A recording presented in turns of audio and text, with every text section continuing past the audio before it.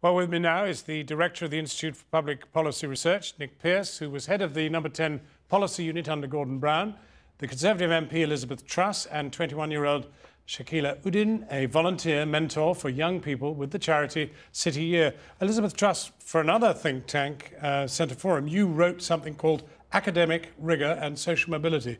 What were your findings? What I found is it's what you know that's very important in what job that leads on to.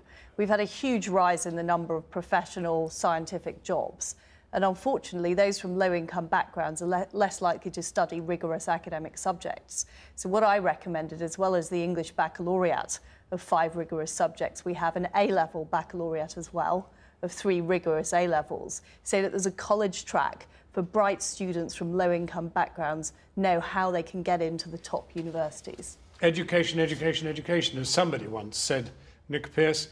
But is it just what you know, or is it, as Nick Clegg says, who you know? It is mainly what you know.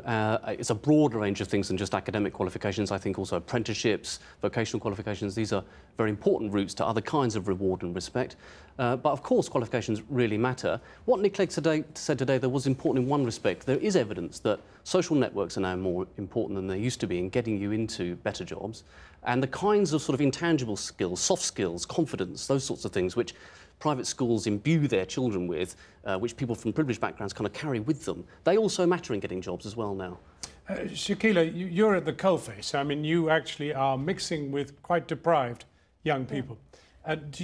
What are you finding? I think the main thing that if you want to inspire young people, you need to get them when they're young, so at primary school. So she's right. Yeah, and I think you need to provide them with positive role models.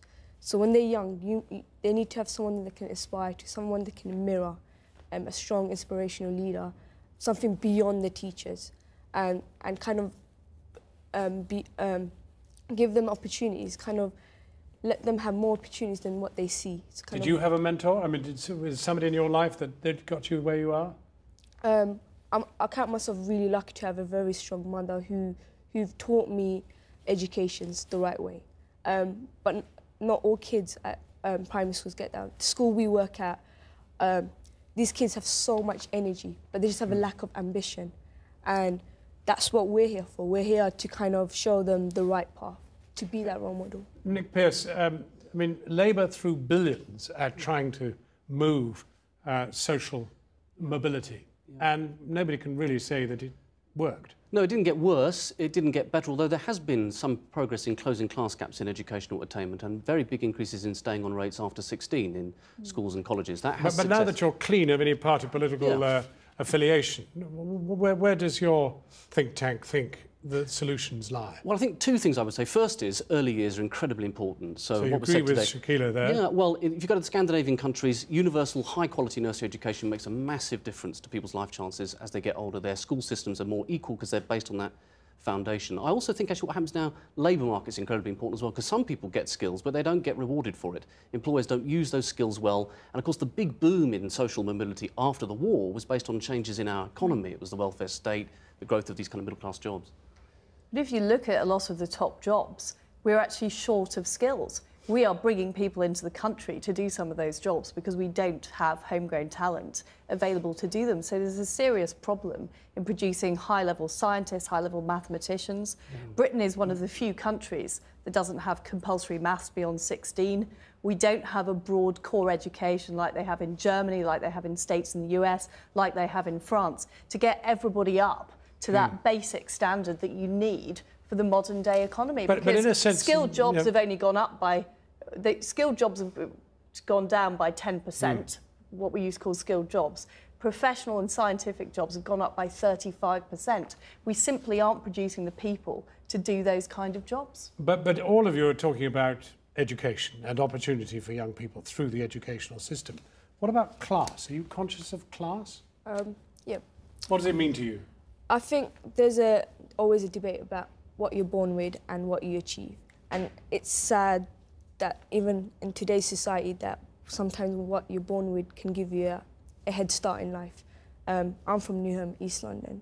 I'm not saying that I've tried hard and everything I've achieved has come from hard work. but it could have helped if I had a bit more advantage. And the kids we work with are kind of in the same situation as us. And I think sometimes, this is what I was trying to say, I think the key, I think, is getting skills like networking or getting role models, get them in schools that need them. I think that's the best. But people do seem to want to skirt around class, and it's all very well. Nick Clegg dismissed it as 7% of the population.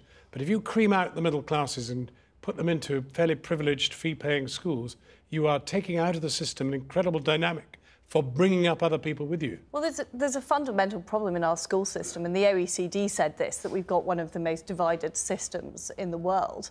And one of the things I put in my report is, for example, in terms of qualified teachers, if you're a low-income student, you're much likely to have a less qualified teacher.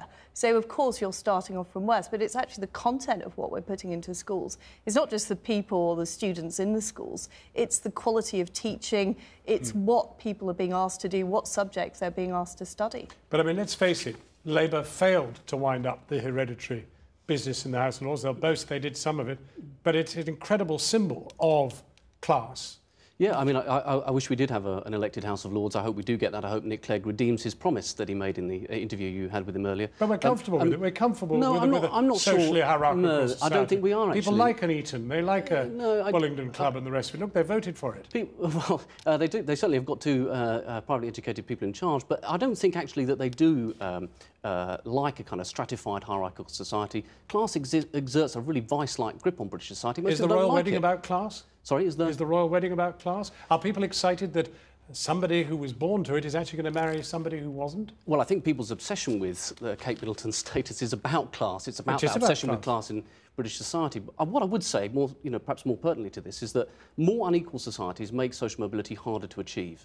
And where the gap is narrower and where there are less rungs on the ladder to climb, you're likely to get more social mobility. It doesn't always hold, but it's pretty important. Do you think the rigidity of the class system is a red herring?